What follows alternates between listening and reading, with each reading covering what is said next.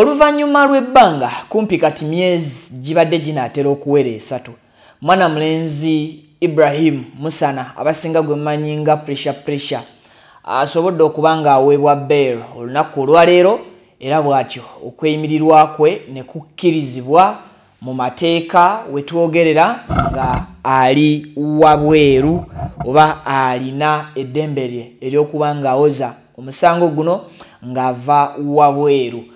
Ngenda kuba nkuwa details zonna nga bwe tusobodde okuba nga tuzifuna.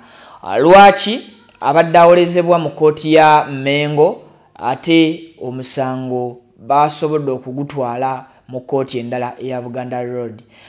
Bwatyo nabanga gyaweereddwa bail. So byonna ngenda kuba mbikuwa and of course bukwakkulizo ki obumuweereddwa nga akkirizibwa okweyimirirwa era na biki byayina okwewala. Nze Vicky nsinzira ku Mukutu Vicky exclusive video kujjukiza soko ogimpereka like etuuka mangu kwayagala ogiraba n'ogiwuliriza mukadde era nga kijiyambako okudduka ku misinde gy'amaanyi buli muntu ayagala okuba ng'afuna information eno nabanga agifuna bulungi ate mukadde. So waisewo kati ennaku nga ndowooza nga 7 mu plus awo almost tubadde tugenda mu myezi 3 okuva Ibrahim Musana oba abasinga TikTok gwe mumanyi nga pressure 24/7 bukyanga bamukwata era ng'emisango egyali gyamukwasa twali twabibanyonyola emabega kaawo okujjukizaako kwaliko okuvuma okuvoola n'okutyobola Ssaabasajja Kabaka empologoma ya Buganda Ronald Mwenda Mutebi II kwaliko okuvuma okutyobola n'okuvoola President w'eggwanga Yoweri Kaguta Museveni n'ab'ebitiibwa abalala oba b'osobola okuyita abakungu ab'enjawulo mu institutions ez'enjawulo. So gyemisango egyo egibadde givunaanibwa pressure tegimuggiddwako naye wazira bamuwadde eddembe lye okubanga awoza emisango egyo nga ava wabweru. Pressure okuva lwe yali yakwatibwa abadde nga awozesebwa mu kooti oba abadde nga tawozesebwa naye abadde nga alabikira mu kooti eyawane Mengo era emirundi gyonna kooti y'Emengo webadde ng'etuula pressure lwe babeera bakoze eki pressure lwe babadde nga bamuleeta.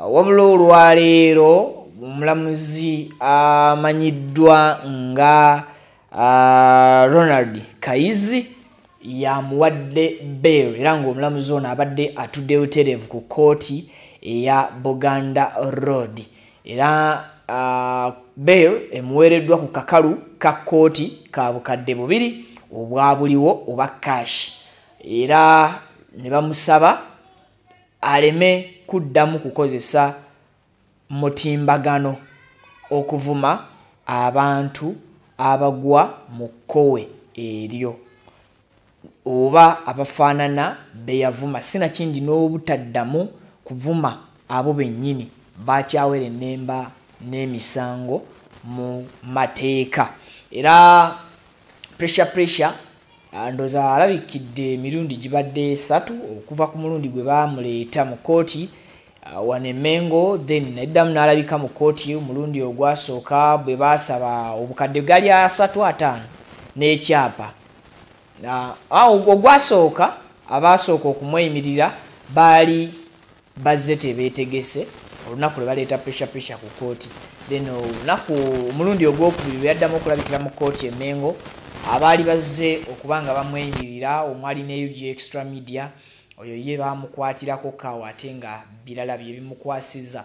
So naye ogwo omulundi pressure bamukomyawo abamweyimirira baleeta empapula ezitakwatagana kuwa ewatuufu we bakola ki we babeera mu kusooka baayogera babeera walala ate ebbaluwa ezaleetebwa eza LC nga ziraga ziva mu kitundu kirala. So ekyo nekibanga kibaviirako okubanga basazi tebasobola kukonfamingibwa nti basobola okweyimirira pressure. Then omulundi omulala pressure gwe yaddamu okulabikira mu kooti Mengo still omulamuzi yaganda okumuwa bail nga bagamba alina okuba nga alina ekyapa ekiri mu mannya ge n'obukadde bwa sente 30 ebitaaliwo mu kaseera ako. So olwaleero kooti emusabye busabi miliyoni za sente 2 ezabuliwo era bazifunye ne baziwaayo, then n'abamweyimirira 2 era nga ku mulundi guno babadde basengaabe ddala be basobodde okugenda ku kooti ne bawaayo ebibakwatako, then ne sente ezo ez'akakalu n'abanga pressure afuna eddembe lye ery'okuba nga awoza nga ava wabweru. Naye ekyemisango tegimuggiddwako, akyalina okuwoza oba okusigala nga alabika mu kooti neyeeripootinganga paka omusango bwe guliggalwawo. So kati gwe omuvubuka akyali eyo nga social media tonnamanya impact yaayo, olabika oli mu kusaaga.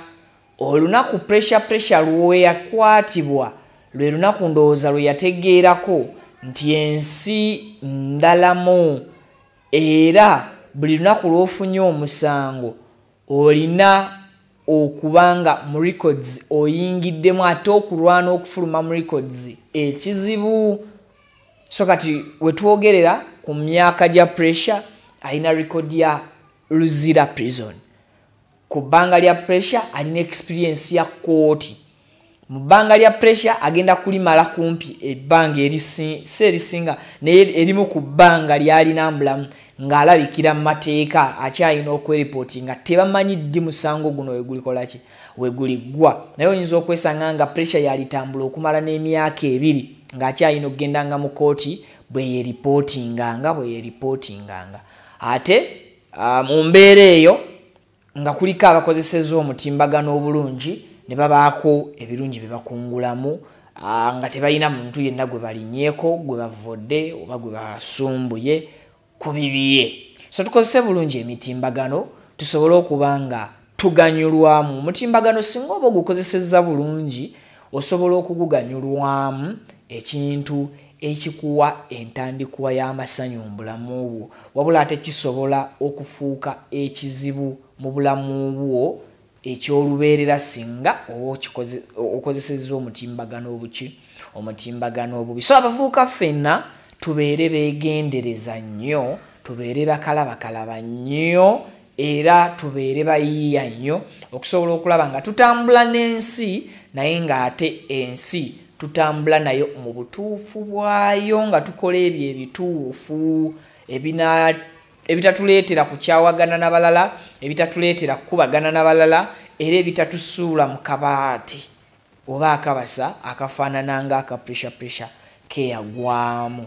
So ffe wano ku Vic Exclusive updates tuzikuwanga bwe ziri era tuzikuweera mu budde. Ndowooza atakuumira mpeera asobola okuba nsisinkanya mu updates eziddako oba oli awo mweraba.